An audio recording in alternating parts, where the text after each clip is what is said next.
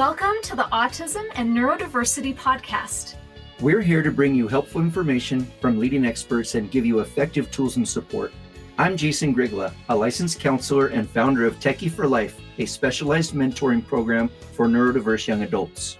And I'm Debbie Grigla, a certified life coach. And maybe most importantly, we're also parents to our own atypical young adults. Friends, hello, welcome. I'm glad to have you here. So, if you ever get stressed or anxious, and you are a parent to a neurodivergent child, teen, or young adult, or you mentor neurodivergent young people, this episode is for you. And I'm going to help you maybe have a little less of a stress response.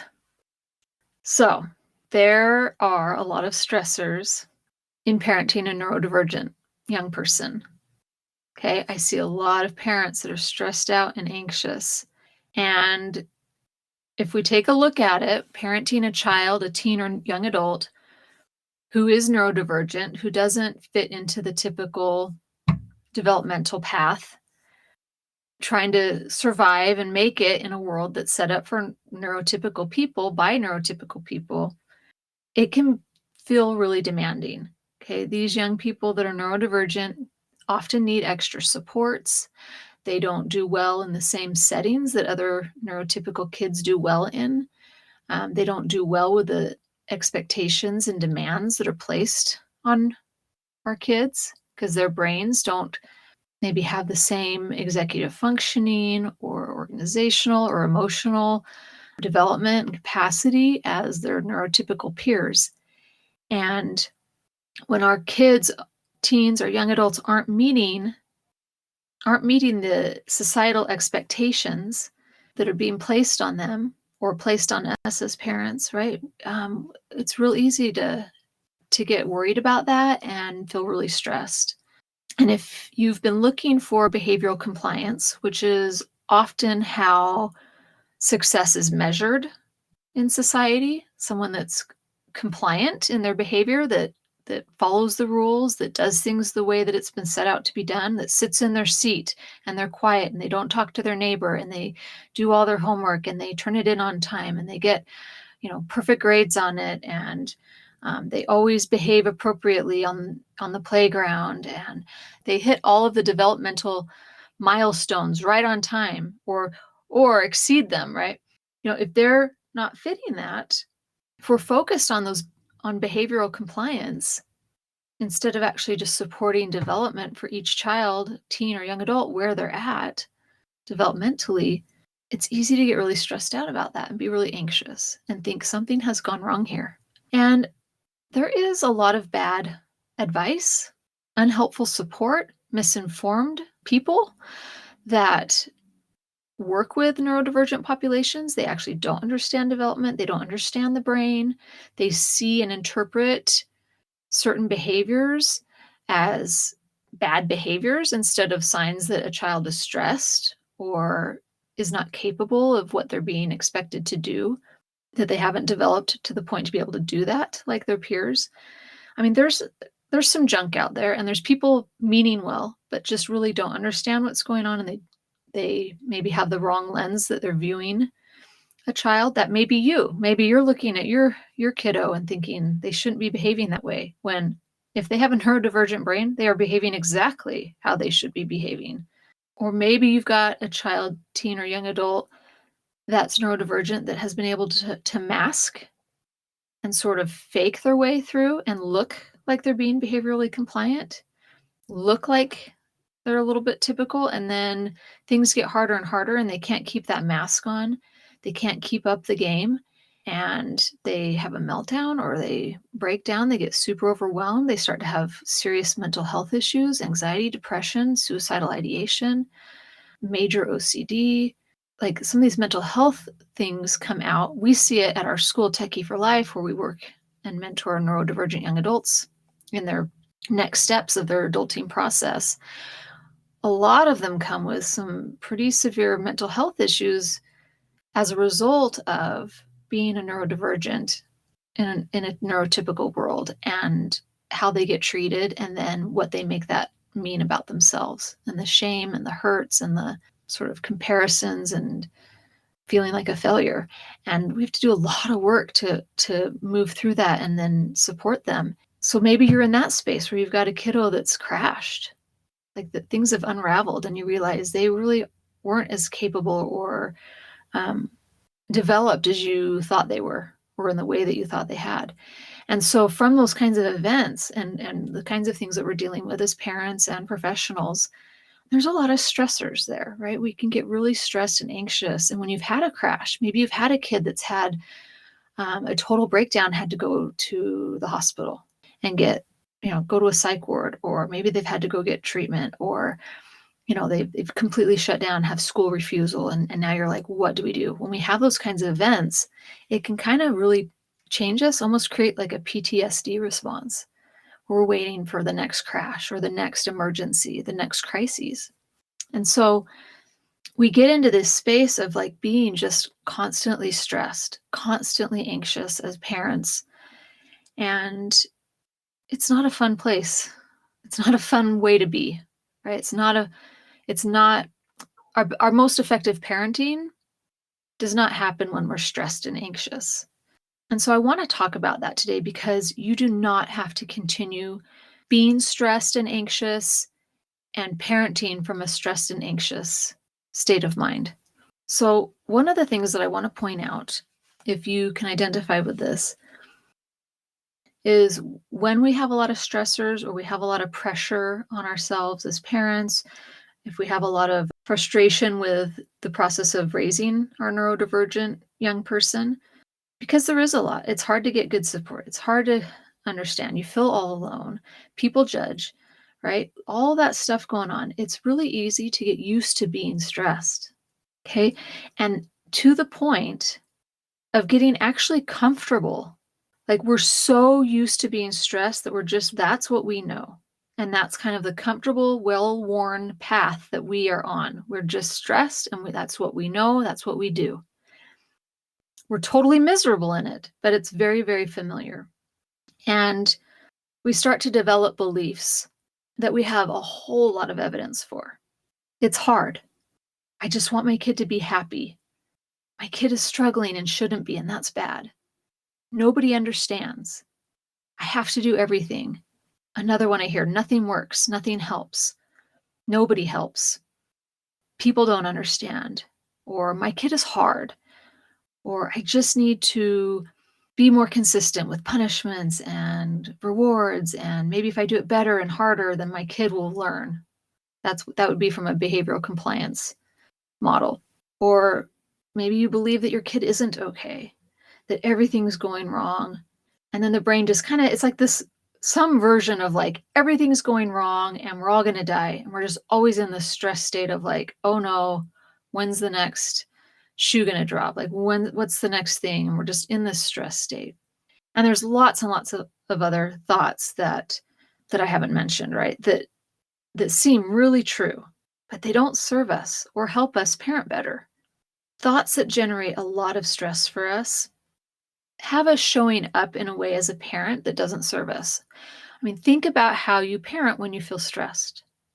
For some of you, it's you get very uptight and dictatorial, very authoritative, maybe yelling, controlling, constantly on your kids, constantly on the people that support them, teachers or therapists or whoever, like constantly hypervigilant, maybe in that kind of a way, right? Or maybe you go the other side of the pendulum, and when you're stressed, you get avoidant, you shut down, you avoid, you get very permissive, you aren't in charge, you let your kid run the show, give them whatever they want, like kind of that extreme, right?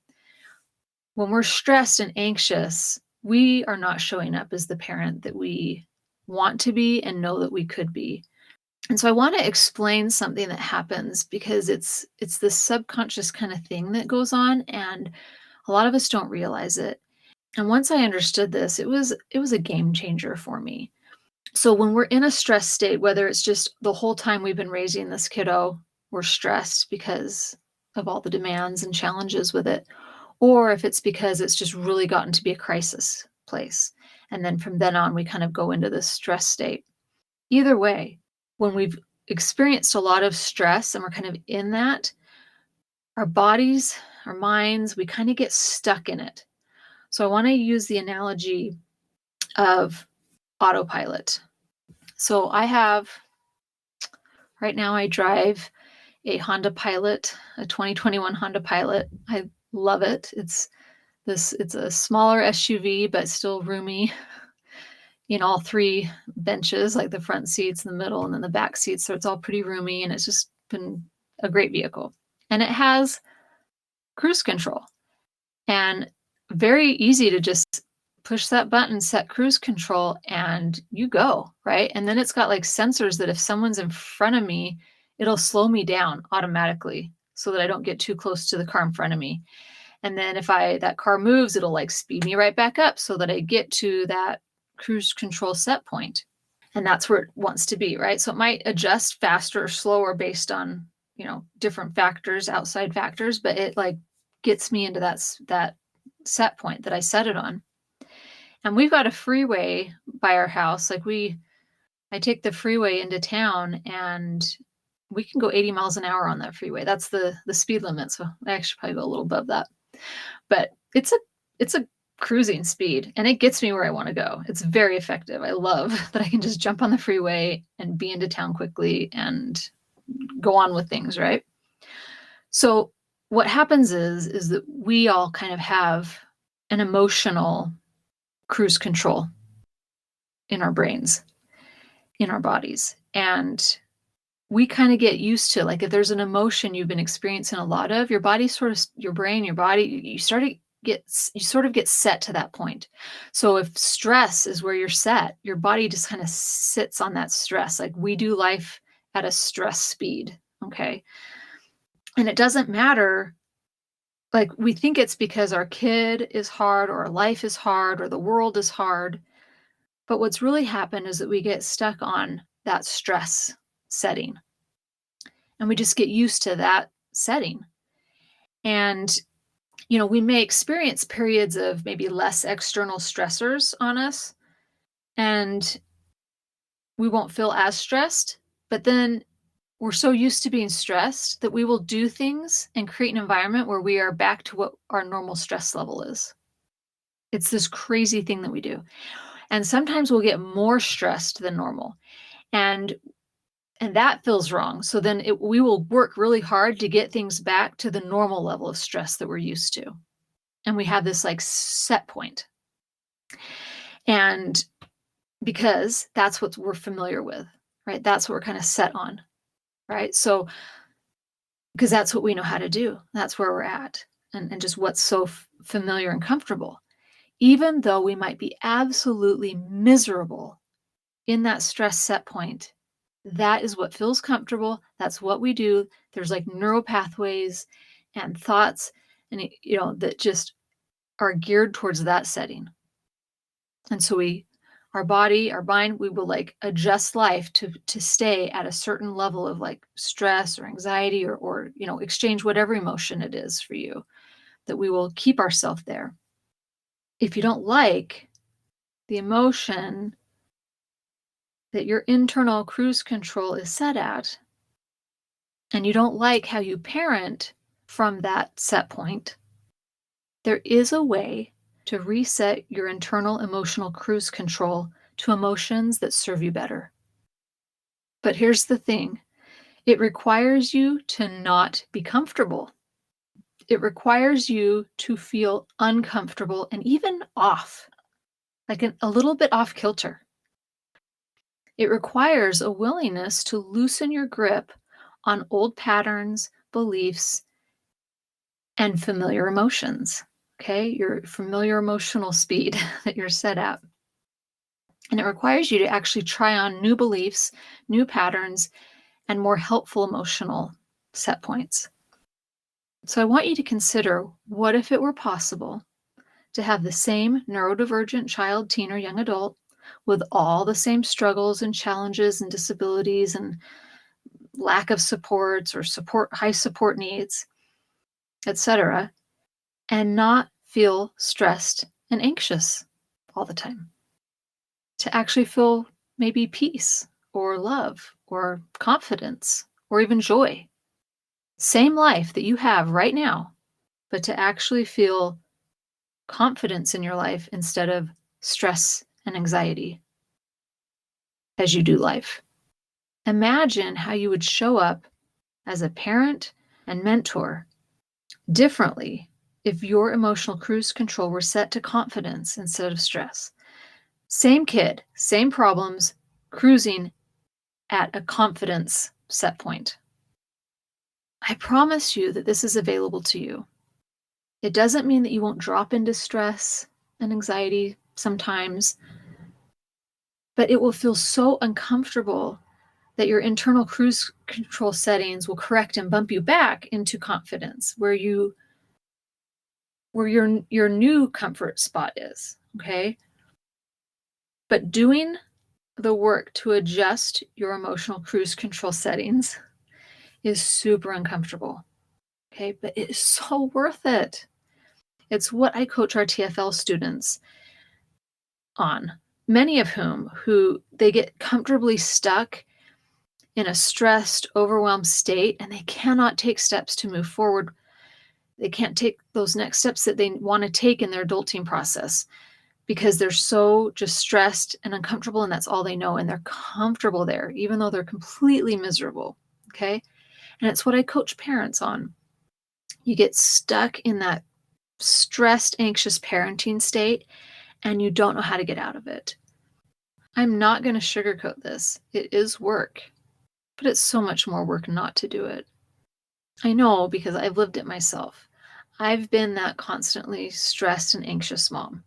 And I will dip into that. I will cruise into that state sometimes. But it feels so uncomfortable to me that I quickly take action and get myself out of that. I don't like to do life in that state. It just feels wrong to me now. Parenting from love and joy, confidence, curiosity, compassion, amusement, that feels so good and comfortable to me. That is where I feel right. And that is available to you too. And it starts with noticing where your emotional cruise control is set at, and then considering where you'd like it to be set at, and then be willing to be really uncomfortable to get there. Uncomfortable until it's not uncomfortable anymore. I hope this is helpful. I'm going to leave you with that, and I hope you have an amazing week. Take care. Thanks for joining us on this episode of Autism and Neurodiversity with Jason and Debbie.